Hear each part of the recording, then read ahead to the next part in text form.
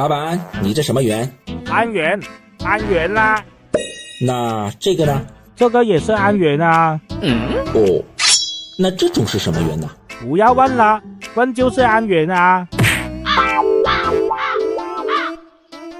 看不下去了啊，实在是看不下去了。开头先说一句啊，今天的这期视频，只要是想养黄源的朋友们，赶紧点赞、关注加收藏。只要你还想把自己的钱当钱看，这一期视频一定要认认真真的看完它。大家都知道，现在黄源龟算是开放了，某宝直播间里充斥着大量的人工黄源龟啊，这下子又让我想起4年前的景象了。黄婆卖瓜，自卖自夸，个个都说自己的黄源是百里挑一，血统纯正，无杂质。可你也别太离谱啊，看看这都什么玩意儿啊，看到人家直播间里直接怼的吗？一只大陆源卖1800，真喊得出口啊。还有这种温室水养浸泡源都漂白了，看到没？这种玩意还拿出来显摆，还卖个700-800，问题是啊，竟然还有很多人抢着买，这不就是龟圈史上最大的杀猪盘吗？我现在不敢看直播间啊，不忍心看，知道吗？就怕憋不住突然狂飙起来，我想吃鱼啊，老铁们，憋得难受啊。看来这次不出来咕叨几句怕是不行了。你们钱多爱送我没意见，但是不能助长奸商的底气啊。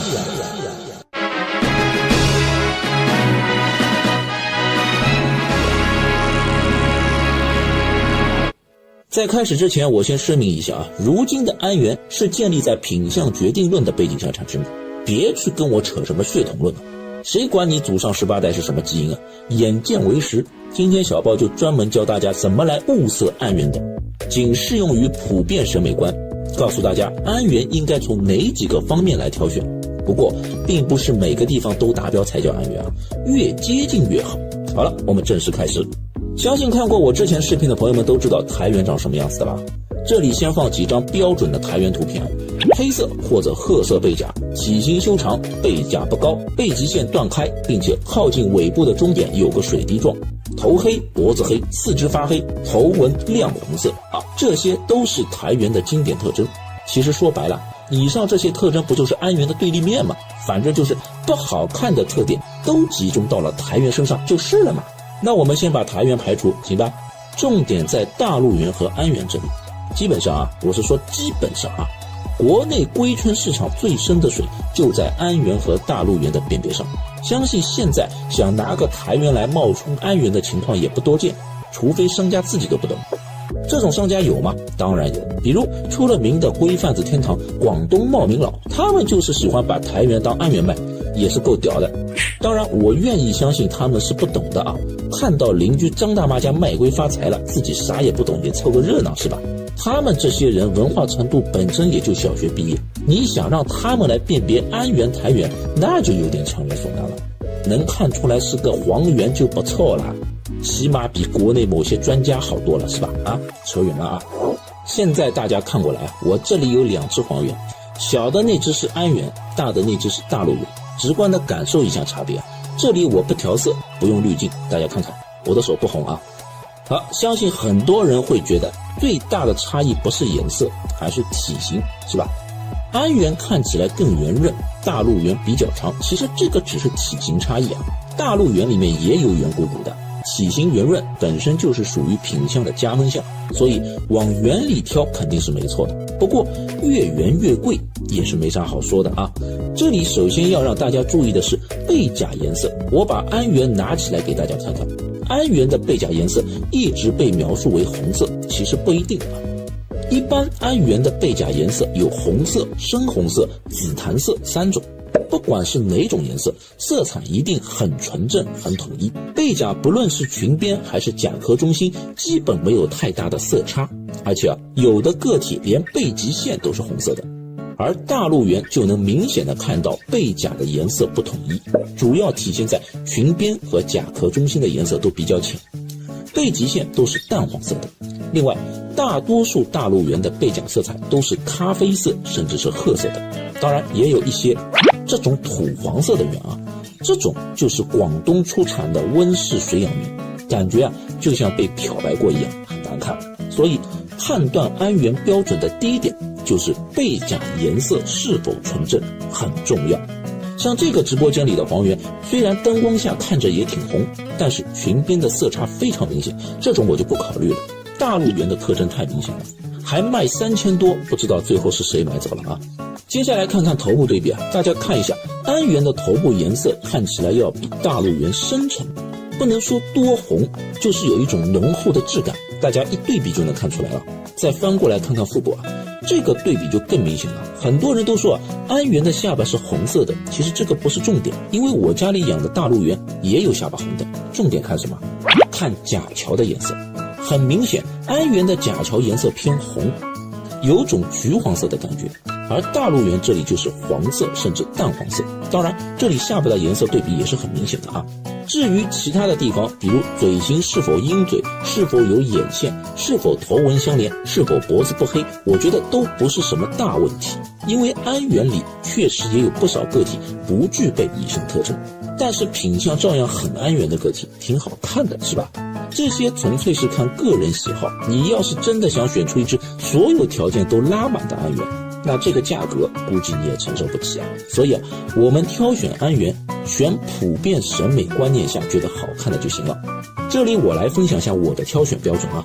首先是背甲颜色不一定要多红，但是一定要色泽纯正无色差。第二，壳形圆润不塌背。第三，背脊线强连，颜色偏红。第四，头部不黑，头纹橘黄。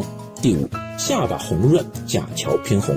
基本上能满足以上条件的黄猿就可以成为一只品相不错的安原了。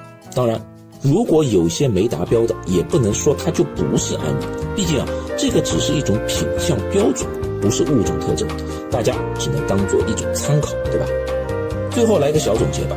我发现很多玩家不会挑选安原的主要原因，看得太少，或者说好看的猿看得太少。说白了就是见识少嘛。当你们多看看安原后，就能感觉到差异。现在的问题是小白太多了，就拿我前面发出来的温室猿来说吧，竟然还有人说这种猿好看，觉得很特别，那也不是不可以是吗？毕竟好看难看还是因人而异的。但是当他们见识过真正好看的安原后，是否也这么想，就不得而知了。我是小豹，我们下期再见了。回望这几年的龟价，真是既闹心又疯狂，尤其是蛋龟啊，自从2020年开始啊，就急速暴涨，屡屡突破玩家们的心理防线，眼瞅着价格是越来越高啊，让很多养龟人望而却步。可还是看到不少人积极跟进，很多龟友都变成了龟商，都想到这个池子里面分一杯羹。一边是经济萎靡下的节流，一边是利益驱使下的开源，让这个圈子呈现出明显的撕裂感。疯狂涨价的背后，到底体现出的是一种怎样的逻辑？推动龟价上涨的到底是什么人？继续这么涨下去，还有人愿意花钱买吗？想要搞清楚这些问题啊，还得从消费群体入手。点赞、关注加转发，养龟顺利，很健康。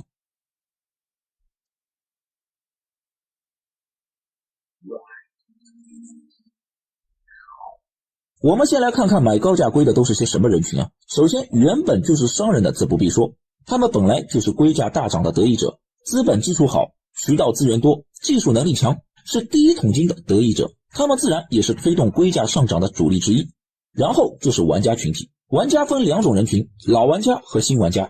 老玩家就是像小豹这种的，是见证过龟类市场行情变迁的一类人。我们这些老玩家也是对价格比较敏感的一类人。说我们敏感，是因为我们经历过蛋龟市场低迷的时期，比如说麝香40块，剃刀100块，巨头300块的那段经历，我们是历历在目的。所以看到如今这个涨幅啊，是很难让人接受的。正因为如此啊，老玩家相对比较理性，过高的龟价我们就不追了。而另一类相对较新的玩家就没有这样的心理落差了，因为没有比较，自然就会觉得目前这些价格较高的龟类就应该是这个价，很容易跟风。他们啊也是炒作利益的主要收购目标。当然，除了商家和玩家之外，还有一个特殊的群体，这一类人群啊原本是纯玩家，看到龟价大涨后啊发现了商机，从而想靠养龟赚钱，以龟养龟。他们既是龟价大涨的推动者，却也是受害者。为什么这么说呢？我们来分析一下炒龟的逻辑就明白了。我们说啊，要把一件商品炒起来，只有带头人是不够的，带头人只是画饼的。资本的确可以把一个龟市场重新洗牌，但是要想把一件商品越炒越高，是需要有响应者才行的。举个例子啊，如果我是资本，准备要炒一种龟了，第一步就是把市面上的这种龟大量的收走，造成市场供不应求的局面，然后到处放出消息说这种龟紧俏了，要大涨了，大家赶紧买，不买后面更贵。当看到这个局面后啊，那些半玩半伤的玩家和小商家就开始急了，赶紧跟着收啊，收完以后先囤在手里，然后没过几天另一个人来向你要了，出的价格更高了，你只要一个转手就赚到钱了，你也收我也收，大家一起囤，囤完以后再转手，就这么倒来倒去，导致这种龟的供求关系越来越失衡。其实啊，这批龟根本还是这批龟，只不过啊玩了个击鼓传花，价格就越来越高了。好，那么问题来了，这朵花在传递的时候就没有纯玩家去买吗？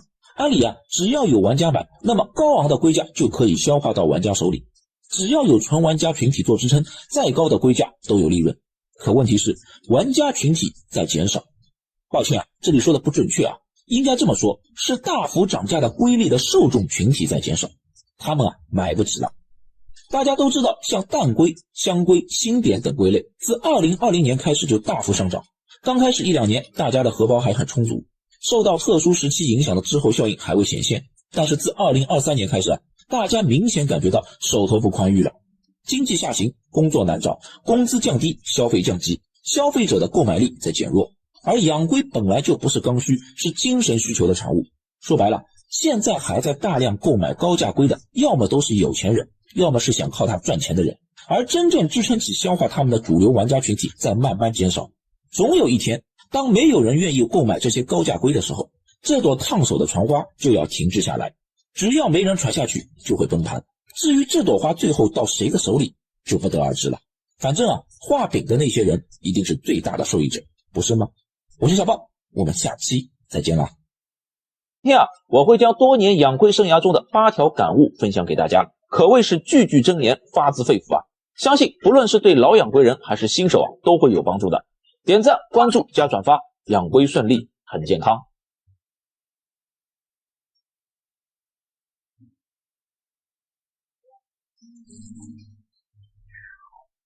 Number one， 收壳很正常。俗话说啊，胜败乃兵家常事，养龟啊也是一样。总是看到很多人遇到收壳啊就不知所措，有的气馁，有的恐慌，甚至富有负罪感。养龟挂了固然不顺心，但是请相信我，这是养龟道路上必须经历的过程。哪怕你把全天下所有的攻略看遍，跟所有的大佬交流，都无法保证不收壳。只要你养的龟够多，品种够丰富，时间够长久，收壳始终会伴随在你的养龟生涯里，除非你退坑。因为啊，这不是水平的问题，而是概率问题。每一位资深的养龟人都是从无数的龟壳中吸取教训，积累经验的。也许你心目中最牛的那个大佬，就是收壳最多的那一位。Number two， 养精不养多。都说一入龟圈深似海，从此钱包是路人。养龟是很容易上瘾的，一旦你着迷了，就会深陷其中，无法自拔。很多人都会买了一只又一只，一个劲儿的买龟，结果发现家里养不下了，没精力管了，再无奈的出掉或者送掉。如果你是土豪，家里空间够大，财富自由，那倒也无所谓。只可惜啊，很多玩家跟小包一样，都是居民楼养龟，这样的环境注定空间有限，所以啊，与其把钱花在数量上，不如把钱花在质量上，在有限的空间里买精品，才能更好的体验养龟的乐趣。Number three， 没有最好的养龟方法。说到养龟方法，我一直怎么说来着？从来都没有最好的养龟方法，只有最适合自己的养龟方法。我不知道为什么有那么多人会因为饲养技巧不同而引发矛盾，什么水位应该深还是浅啊，要不要晒台啊，冬眠还是加温啊，这龟好养还是难养啊，等等等等，诸如此类的问题经常可以引发一场骂战。但是各位就没有想过吗？每一个养龟人的饲养条件都不一样，不一样的地域环境，不一样的饲养环境，不一样的龟类品种，不一样的养龟思路，哪怕以上条件都一致，那也是不同的人养的。养龟不是做数学题，1+1等于2才是正确，只要不违背龟类的生活习性，各种方式都可以尝试，并总结出适合自己的养龟技巧。切勿没有充分实践就去过分崇拜，迷信某种饲养观点，更不要以偏概全，排他主义。你的养法成功了，并不代表别人的养法就不成功。永远记住啊，弱小和无知不是进步的障碍，傲慢才是。Number 4， 切勿攀比，低调养龟。相信大家都不喜欢炫富的人啊，养龟圈子也一样。我认为养个龟还拿来炫耀的，都是些情商和心理年龄很低的人。你可以分享自己的爱龟，但是不要去试图炫耀它们，更不能以它们去贬低其他人的龟。现在是什么时候啊？全民仇富的时代啊！当你想把宠物作为骄傲的资本时，你就成为了众矢之的。我知道这个不全是你的错，也有时代的错，但是我真心奉劝各位龟友，切勿攀比，低调养龟。因为我是真的收到过一些私信，内容就是我们连饭都吃不饱啊，你还妈的有闲情逸致养龟。Number 5， 条件允许，喜欢就买。小包一直奉劝大家理性买龟，价格炒得太高的龟就不要买了。不过这个也得看经济情况啊。如果你真有那个条件，又非常喜欢，那么即便价格高昂，也不必过于克制。宠物的价值本来就不是靠金钱来衡量的，情感的牵绊才是饲养的意义。Number 6， 治疗找医生，术业有专攻。如果你的爱龟生病了，并且你愿意不惜一切代价拯救它，那么请一定要相信我，不要去问网上的博主怎么治疗，更不要去问网上的龟友怎么办，他们都不是兽医，没有责任和义务来为你的宠物负责。更何况隔着屏幕运用抽象的文字描述，如何保证你的操作没有误差呢？这会让你处于病急乱投医的状态，不是乱下药，就是耽误了医治时间。中肯的建议你将爱龟送往宠物医院，在专业的兽医和治疗设备的加持下，你的爱龟才有最大的希望康复。当然，前提是你真的不惜代价。实际上，大部分养龟人宁可收壳再买一只，也不会去医院，往往希望靠别人来碰碰运气，万一救回来了呢，是吧？ Number 7， 养龟有风险，投资需谨慎。这个是告诉一些想要投资养龟的朋友们，没有只赚不赔的买卖。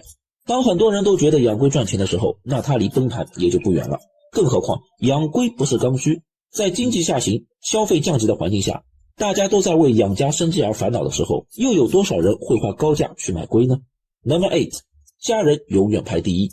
不管你多么喜欢养龟，不管你处于什么目的养龟，如果无法兼顾到家人的感受，我希望你一定要三思。养龟只是一种兴趣爱好，大部分人的养龟生涯只是丰富了你人生的片段，而家人是你人生的全部。永远不要因为养龟而和家人发生矛盾，如果两者无法并存，我希望你优先考虑的是家人。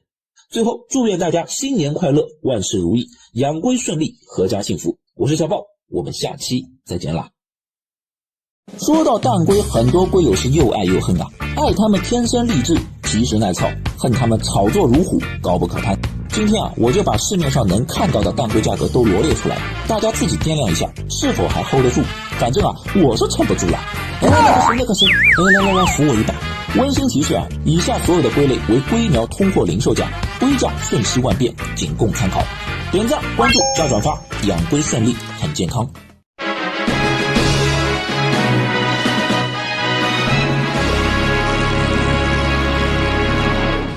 我把蛋龟的价格分为4个层级：土豪级、炒作级、玩家级和亲民级。我们先从高端的开始讲吧。平背麝香龟20万左右，金比瓦拉塔泥龟18万，佛罗里达泥龟8000到3万，克拉泥龟7000到1万2。以上这4种龟被誉为土豪4天王。个人觉得一般会收这4种龟的也不太可能是玩家了，都是投资客，所以也就不多说啥了。主要是我这种开马自达的也看不懂劳斯莱斯到底好在哪儿，也许这就是贫穷限制了我的想象力吧。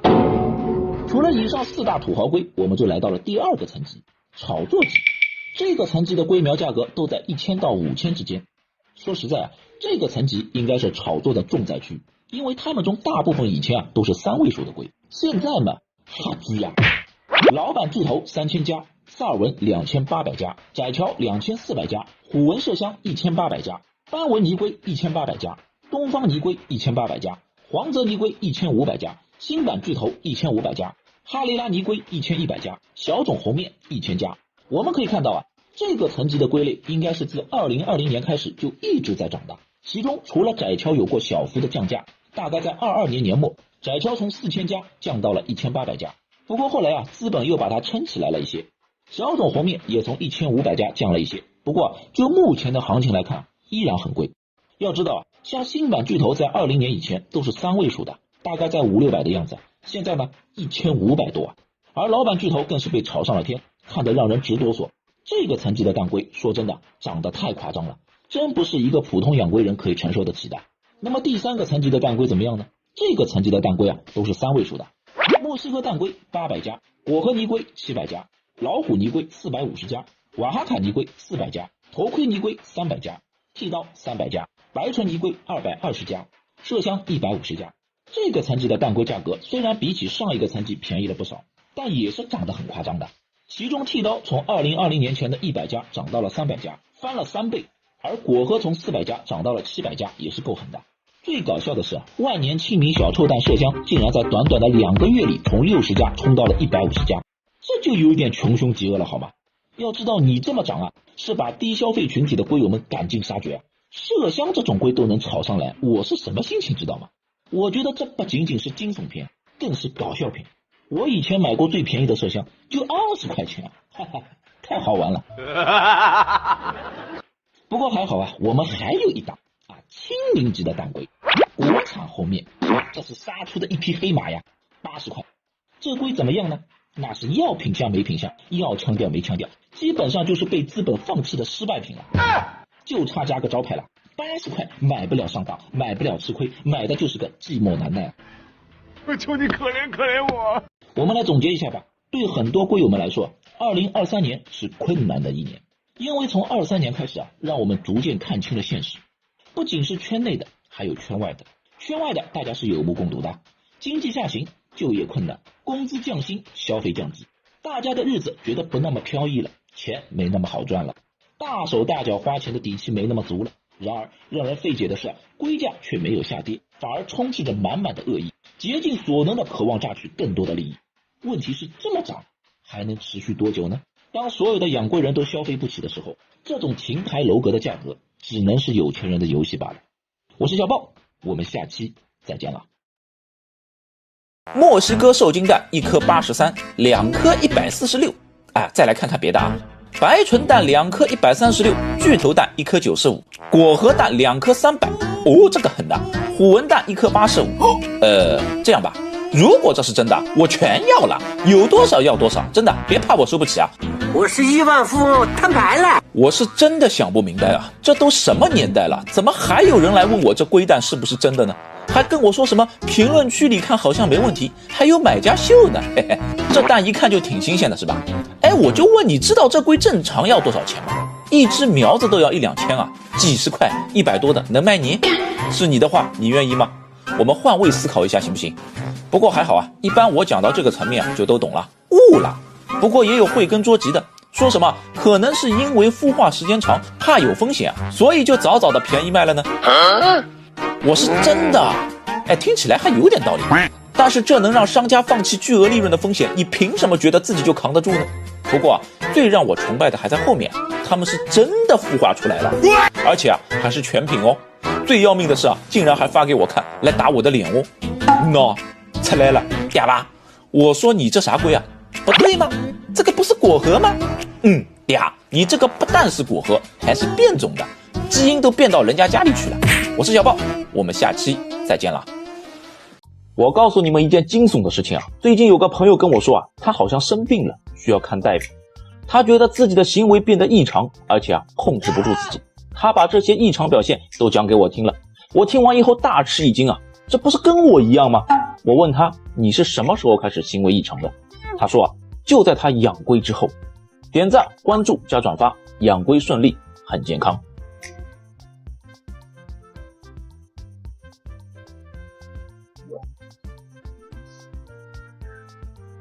Number one， 低碳生活。我总是很喜欢点外卖，吃完外卖就可以得到一件称心如意的宝贝——外卖盒。每当同事们午餐后在洗碗的时候，我就和他们并排在一起，优雅地洗刷外卖盒。有时还会把同事们丢弃的外卖盒捡回来，不管这塑料盒多油腻，我都会耐心地把它们清洗干净，如获至宝。直到有一天领导找我谈话了，问我是不是经济有困难。我一愣，然后坦然地回答：是啊，最近手头紧，缺钱买龟。Number two， 各种石头都是宝。不知道从什么时候开始我对路上不起眼的小石子情有独钟了。不管是小区花坛里、马路上还是公园里，总能被我寻觅到几分惊喜。记得有一次去青岛，沿着马路就是海滩，那里的沙滩让我惊喜不已。大大小小的石头应有尽有有的还洁白如玉，非常漂亮。结果人家带回的是特产，我带回的是石头，还特重。但是我仍然铁了心要把它们带回去，因为我的龟儿子们要晒太阳。Number 3， 逛超市。我其实不太喜欢逛超市但是只要是去超市，就一定会去收纳盒和午餐盒专区瞅一下。你们当我真的是家庭主妇？ No， 我只是想要给我的爱龟换个家。Number 4，气候专家。家人不需要通过天气预报来知晓气候变化，直接问我就可以了。明天几度啊？有没有阳光啊？气候变化大不大？我肯定是家里第一个知晓的。每天还要像地质勘探人员一样探测水温、水质、预估温差，提前采取防控措施，力求数据精准、安全可靠。Number 5，粪检专家。不知道为什么，我总是喜欢对着乌龟的粪便细细研究，是黑的还是白的，是团子状的还是浆糊状的。总之啊，对着这些精致的小玩意儿是乐此不疲啊。殊不知啊，这些米田共内隐藏着重大的信息，乌龟状态好不好，健不健康，可都得靠这些排泄物来说明问题了。看到一条条或者一颗颗健康饱满的粑粑，别提有多安心了。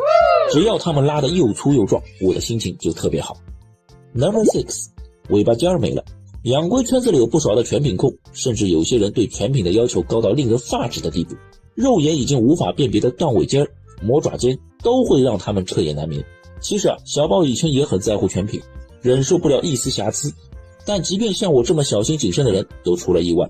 一次小事故让我的小腿上留下了难以磨灭的伤疤，那个时候我才醒悟过来，连人都无法避免磕磕碰碰，何况是龟呢？ Number 7，洁癖。都知道养龟不能频繁换水，但有些人见到水里有杂质就是浑身的不爽，一定要保持水体清澈如镜，只要不换水他就睡不着。 Number 8，瞎折腾。很多养龟新手的龟不是养死的，是折腾死的。只要有一点点的风吹草动就紧张万分，只要有一点点的腐皮腐水就各种下药，一天没吃就急得像热锅上的蚂蚁。他们美其名曰叫关怀备至，其实是不折腾到收壳他绝不罢休。 Number 9，格物。古有朱熹的格物致知，涵养心性，现有养龟人看龟发呆，傻了吧唧。多少养龟人盯着乌龟进入无我境界，摆脱俗念，超凡入定。格物致知从养龟中悟出了人生哲理，奈何家人和朋友们无法理解这样的至高境界，看着整天盯着龟缸发呆的我，都以为我走火入魔，难以自制。其实啊，我只是进入了超凡境界，人龟合一，天下无敌。Number 10，一时买龟一时爽。热爱养龟的朋友们有没有遇到过这样的情况？舍不得吃一顿好的午饭，舍不得买一件好的衣服，但是买起龟来那是一点都不犹豫，从地摊3节开始进发，一路高歌猛进，从几块钱的龟买到几十、几百甚至几千的龟，花钱的节奏就没消停过。明明已经养了不少，还在一个劲儿的买龟，买了挂，挂了买，没地方养了就出掉一些继续买。有句话说得好啊，一入龟圈深似海，从此钱包是路人。以上这些养龟人魔怔的行为，你中了几个呢？我是小豹，我们下期再见啦。都说宠物龟小时候灵动可爱，色彩艳丽，长大后就颜值骤降，越长越丑。似乎真是这样。比如鼎鼎大名的巴神是吧？小时候碧绿碧绿的很好看，长大后不忍直视。但是啊，也有一些龟类啊，小时候其貌不扬，长大后美若天仙。饲养它们啊，会让你越来越有成就感，越养越爱。它们是谁？听我一一道来。点赞、关注加转发，养龟顺利，很健康。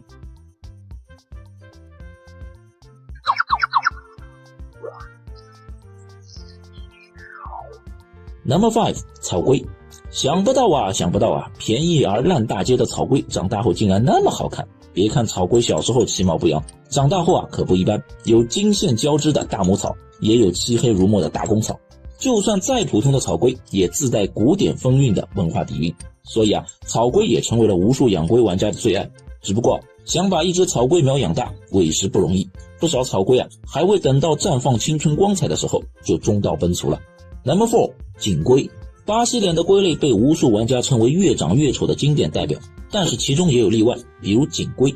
目前市面上的锦龟主要是西部锦龟和东部锦龟，南部锦龟相对较少，价格也贵。不过不论是哪一种，颜值都值得期待，尤其是它们长大后的样子，一点不比小时候差，有的还越发漂亮了。只不过要想让它们的颜值再现，就一定要充足的日照，没有日照条件的小伙伴们，还是看看其他的吧。Number 3，欧泽。很多小伙伴对欧洲泽龟可能不是很熟悉，即便看到了它们小时候的样子，估计也喜欢不起来。它们的幼苗无头纹、无背纹，通体黝黑，其貌不扬。但是如果你看到了它们成体后的样子，就会大吃一惊。随着年龄的增长，欧泽的潜力开始展现。背部金色的放射纹绽放起来犹如星空般璀璨，这就是一种大器晚成的归类。